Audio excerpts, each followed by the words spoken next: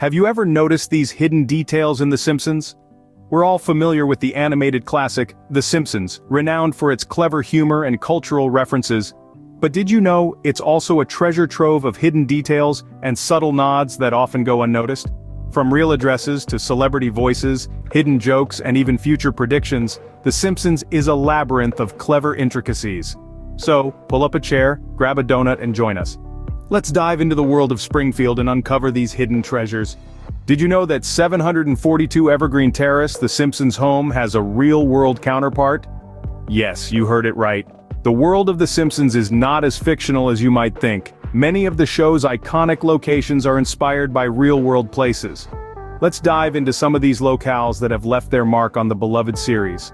First off, let's talk about the Simpson family's residence. 742 Evergreen Terrace is a household name in the animated world, but did you know it's based on a real address?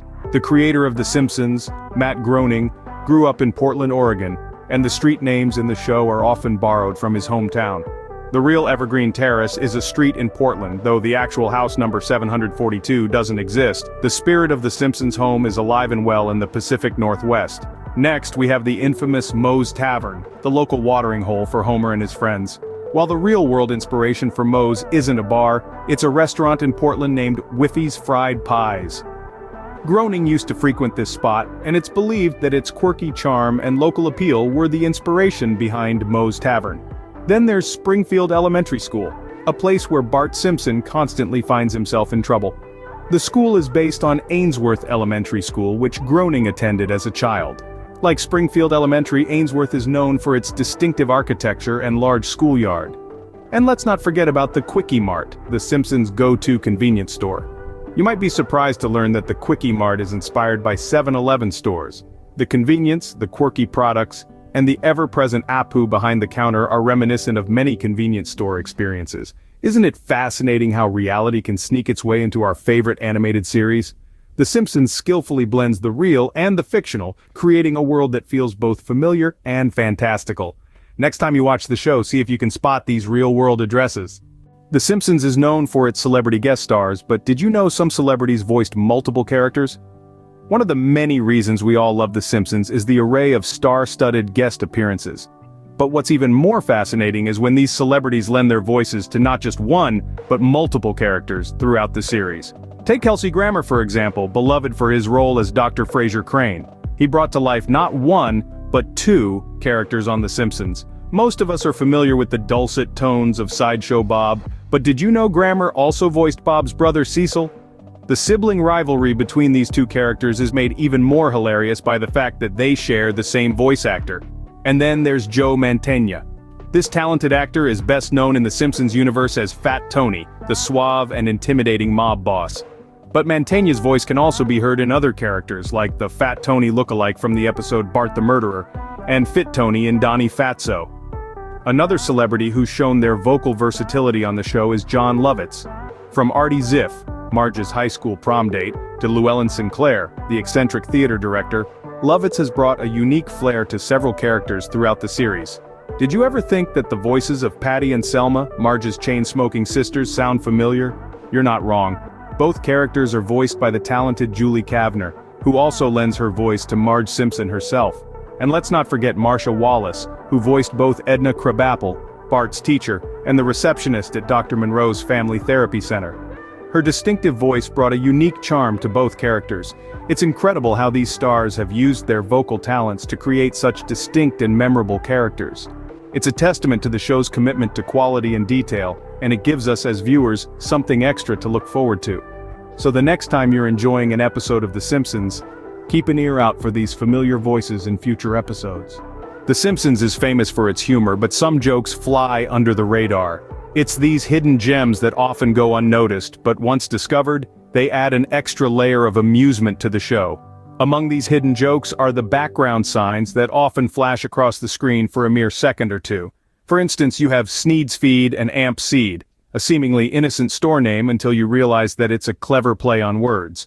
Or the Stoner's Pot Palace, which upon first glance appears to be a pot store, but the sign outside reads, "This is a gardening store, man," a cheeky nod to the double entendre in its name. Then there are the quick one-liners, so swift that if you blink you might miss them. like Lisa's famous line, "I will not defame New Orleans," a humorous reference to a controversial song from a previous episode that had upset many New Orleans residents. Or Marge's comment when she was looking for a tape in the cupboard, "Let's see, Bambi, Bambi's mom. Oh, here it is, Bambi's Revenge." A darkly humorous take on the beloved Disney classic. And let's not forget the subtle cultural references that are often woven into the dialogues. For example, when Bart says, "I didn't do it, nobody saw me do it, there's no way you can prove anything," he's actually quoting a line from the infamous Watergate scandal. Or when Homer is seen reading Advanced Physics Theoretical upside down, it's a tongue-in-cheek nod to his lack of understanding of the subject. These hidden jokes are what make The Simpsons more than just a cartoon. It's a comedic masterpiece that uses humor to comment on society, politics, and pop culture. And while we may not catch them all on the first watch, the fun lies in discovering these hidden gems, one episode at a time. These hidden jokes add an extra layer of fun to each episode. So the next time you watch The Simpsons, keep an eye out for these subtle, humorous nuggets. Who knows, you might discover a joke that you've never noticed before.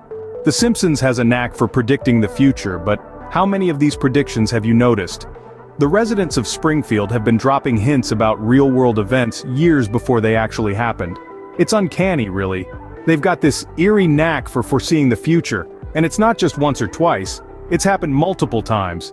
Perhaps the most headline-grabbing prediction was the Disney-Fox merger. Back in a 1998 episode, we see a sign outside a Fox studio proclaiming it a division of Walt Disney Company. Fast forward to 2017, and lo and behold, Disney announces its acquisition of Fox. Spooky, right? Then there's the Trump presidency. In an episode from the year 2000, we see a grown-up Lisa Simpson as president, mentioning that they've inherited quite a budget crunch from President Trump. Fast forward to 2016 and we have Donald Trump as the President of the United States. The Simpsons called it 16 years in advance. And let's not forget the time they predicted the invention of smartwatches. In a 1995 episode, we see a character using a watch as a phone. Almost 2 decades later, in 2013, smartwatches became a reality. It's not just technology and politics either. The show has also predicted major sporting events like the Super Bowl outcomes and even the FIFA World Cup. These are just some of the many instances where The Simpsons have seemingly peered into a crystal ball. It's fascinating, isn't it? The show has been on air for over 3 decades now, and it continues to surprise us. So, the next time you sit down to watch an episode, keep your eyes peeled. You never know, you might just spot a hint about the future. After all, The Simpsons has proven time and again that it's more than just a cartoon, it's a pop culture prophet. Who knows what future predictions we'll uncover in future episodes? For a show that's been on the air for over 30 years, The Simpsons has its fair share of continuity errors. Let's dive into some of the most interesting ones. A classic example is the fluctuating character designs. In the early seasons, our beloved characters were drawn with rougher lines and more exaggerated features. Over the years, they have evolved to their smoother, more standardized look we know today. But sometimes, you'll spot an old design popping up in a newer episode, a quirk or a nod to the past perhaps. Then there's the issue of timeline inconsistencies. The Simpsons family has been navigating the trials and tribulations of life for over 3 decades, yet they haven't aged a day. And while the showrunners have made references to this oddity, it doesn't explain why Lisa has celebrated her 8th birthday more than once, or why Maggie seems eternally stuck in infancy. And let's not forget about the ever-changing landscape of Springfield. From the school's shifting location to the mysterious layout of the Simpsons house, the town's geography seems to be as fluid as Homer's work ethic.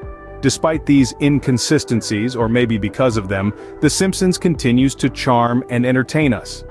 The continuity errors, rather than detracting from the show, add a layer of fun for the keen-eyed viewers to spot and discuss. These errors are a charming part of The Simpsons' long history. So, there you have it, 5 unnoticed details in The Simpsons. We've explored real addresses, celebrity voices, hidden jokes, future predictions, and continuity errors. Next time you watch The Simpsons, keep an eye out for these subtle details. You never know what you might discover.